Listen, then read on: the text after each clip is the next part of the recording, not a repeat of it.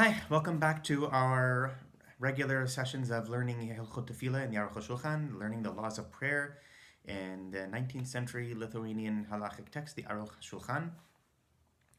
Now, up until now, we've gone through the Aruch HaShulchan's arguments as to why he believes, unlike most other poskim, most other halachic decisors, that the Amidah, the central prayer, or prayer itself and at all, is actually a biblical commandment and not a rabbinic one.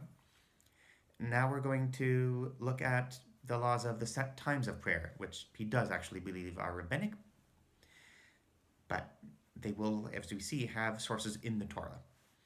Now, before we actually go into the Aruch HaShulchan itself, let's look at the Aruch HaShulchan's sources. We're going to start off in the Talmud in Brachot, Kaf Vav Amud Bet, 26b. I'm going to read from the Talmud, and we're also going to read some of the biblical verses, the verses in the Torah itself that the Talmud references. There is a machloket, there's a disagreement in the Talmud between Rabbi Hanina and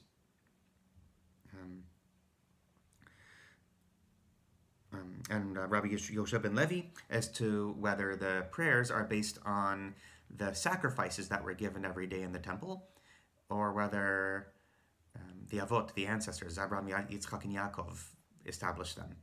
Now, starting from the Gemara, Itmar, we have a teaching. Rabbi Yossi Rabbi Chanina Amar Tfilot Avot Tiknum. Rabbi Yeshua ben Levi Amar Tfilot Kneged Midin Tiknum. The rabbis, according to Rabbi Chanina, established the prayers according to, they were established by the Avot. And Rabbi Yeshua ben Levi says, no. They were established by the rabbis, mirroring the sacrifices. Tanya Kavate de Rabbi Yossi Rabbi Chanina.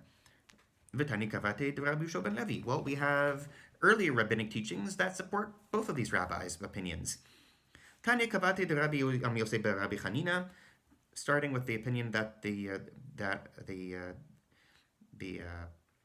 patriarchs established prayers. Avram tiken tfilat shacharit shene'emar vayeshkem Avram baboker.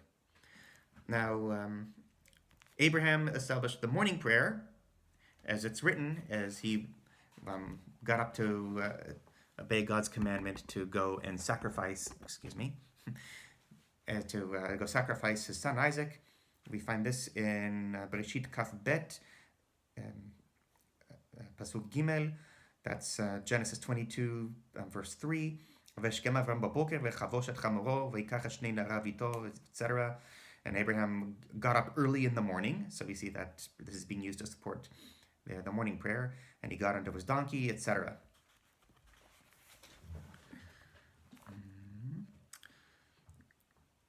Well, he got up early to that place where he stood. Well, there's no standing other than prayer. In Psalm 106, verse 30, and Tehillim Kaf Vav Pasuk Lamed, it says that Pinchas stood up and prayed, and the plague upon Israel was stopped.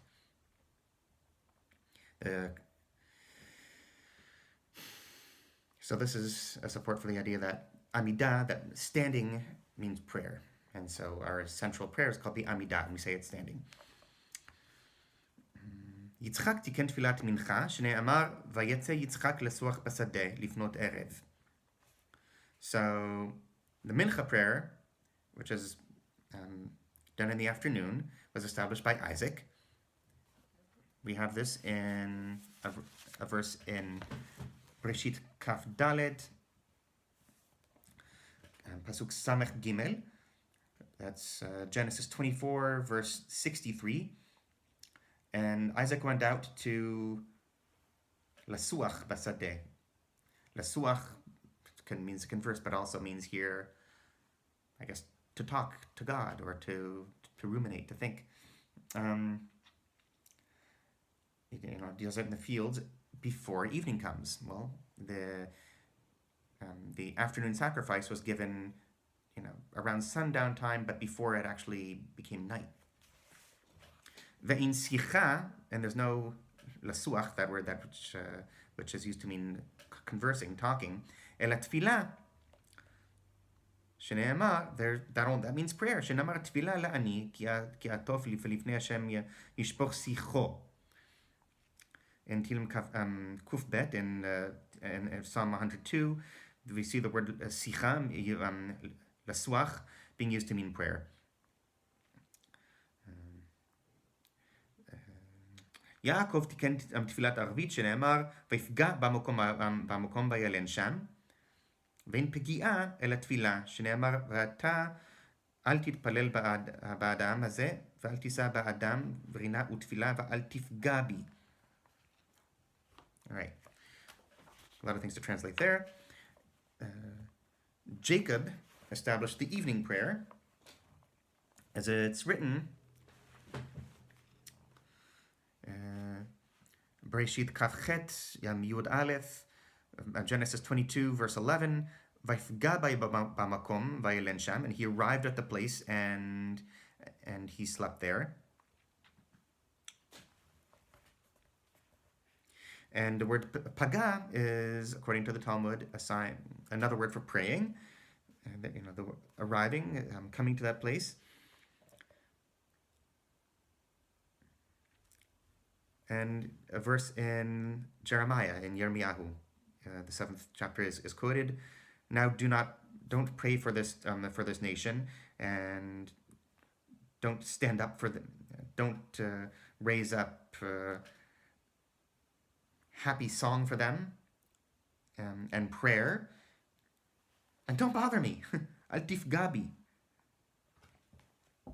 And then the Talmud goes on to explain why the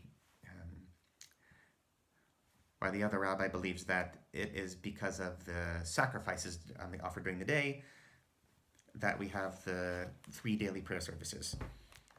Now let's move on to the Aruch HaShulchan itself.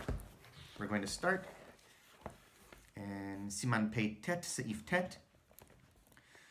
ותקנו שתהא מניין התפילות כמניין הקורבנות, 2 תפילות בכל יום כנגד 2 תמידים, תמיד של שחר ותמיד של בין הערביים. The rabbis established that the number of prayers of saying the Amidah should be the same as the number of sacrifices. 2 prayers every day, mirroring the 2 Tamid sacrifices of dawn and the Tamid that was given around sundown, just before dark. The Tamid was the daily sacrifice. It was a lamb. וכל יום שיש בו קורבן מוסף, כמו שבת ויום טוב וראש חודש, תקנו תפילה שלישית ונקראת תפילת מוסף. And on those other days, like Shabbat and biblically ordained holidays, i.e. the high holidays plus Pesach, Shavuot, Sukkot, there was another, and the beginning of every month, there is an additional sacrifice called the Musaf, meaning additional. And so they established that there should be an additional Amidah on those days also, the Musaf prayer. ותפילה של שחר כנגד תמיד של שחר, ותפילת מנחה כנגד תמיד של בין הערביים. And as we said before, the prayer that was said at dawn, the morning prayer that was mirroring the morning time Tamid sacrifice, and Mincha, the afternoon prayer, given mirroring the before sundown Tamid. וכן התקינו שיהיה אדם מתפלל תפילה אחת בלילה ונקראת תפילת ערבית. And they also established that one should say another prayer at nighttime called the evening prayer, ערבית or mariv. כנגד אברי תמיד של בין ערביים. When the afternoon tamid was sacrificed, there would be some body parts left over, and those are burned at night. שהן מתקלין והולכין כל הלילה, כמו שנאמר היא העולה על מוקדה והמזבח, etc. And there was no set time, just that it would be in the evening, all night long, those body parts could be burned on the altar. כמו שאמר דוד, ערב הבוקר בצהריים משיחה וגומר. As we saw in an earlier Sa'if, there is a verse in Tehillim, the verse in the Psalms, where it says, evening and morning and afternoon, I will speak to God. וכמו דניאל שהתפלל 3 פעמים ביום. And we also see it written explicitly in the book of Daniel that Daniel prayed 3 times a day. ואין תפילת ערבית חובה כתפילת שחרית ומנחה, כיוון שאין לו קורבן בפני עצמו. And the evening prayer service is not held at the same level of obligation as the morning and afternoon, the Shachrit and Mincha prayers, because it doesn't have a sacrifice of its own. ואף על פי כן נהגו כל ישראל בכל מקומות מושבותיהם להתפלל ערבית וקיבלוה עליהם לחובה.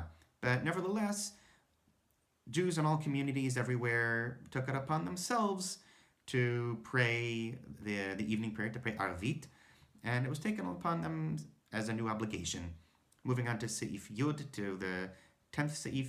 וכן תקנו תפילה אחר תפילת מנחה ביום תענית ציבור סמוך לשקיעת החמה כדי להוסיף תחינה ובקשה מפני התענית. And they also established that there should be another prayer said after Mincha, said after the afternoon prayer on a public fast day, close to the time of sundown, in order to increase the supplications that we would make before God in the spirit of that fast day. ונקראת תפילת נעילה, כלומר ננעלו שערי שמיים בעד השמש ונסתרה. And this prayer was called Ne'ilah, locking, as if to say that the gates of heaven are locked as the sun goes down. This is a quote from the Rambam.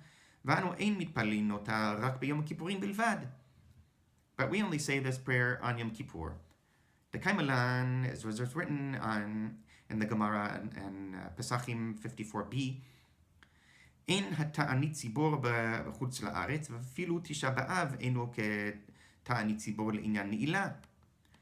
Basically, what they were in the Talmud talking about as a public fast day didn't apply to the other fast days that we today consider public fast days, the 4 minor fasts and the Tisha B'Av. And so we don't say Ne'ilah on those days.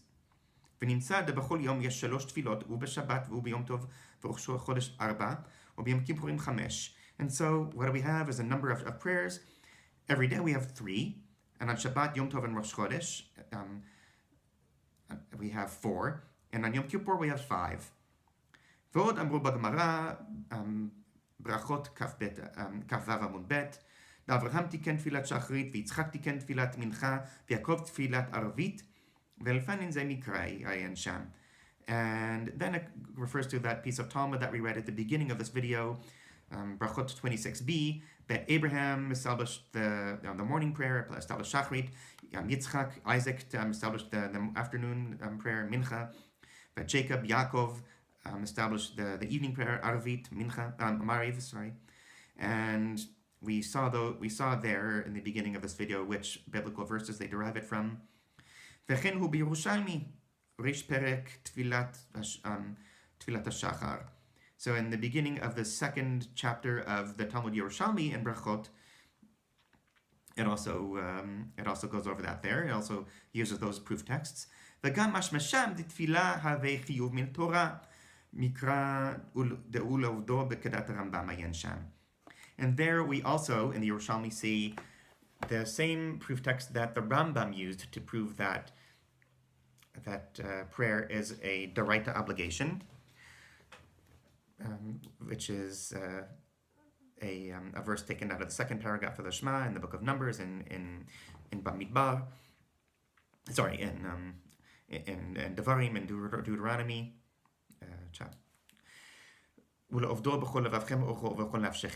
And you shall and you shall serve God with all your hearts and with all your souls. That, for the Rambam, as we learned earlier in another video, is the source for prayer being a biblical obligation, being an obligation straight from the Torah and not a rabbinic one. The Talmud Yerushalmi is seemingly the source for the Rambam's Psak Halacha, for the Rambam's decision. And we also see that the Aruch HaShulchan is drawing on that as well. So Yasher Koach, congratulations on all your learning and through getting through this.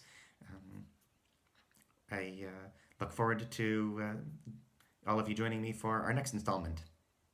Thanks.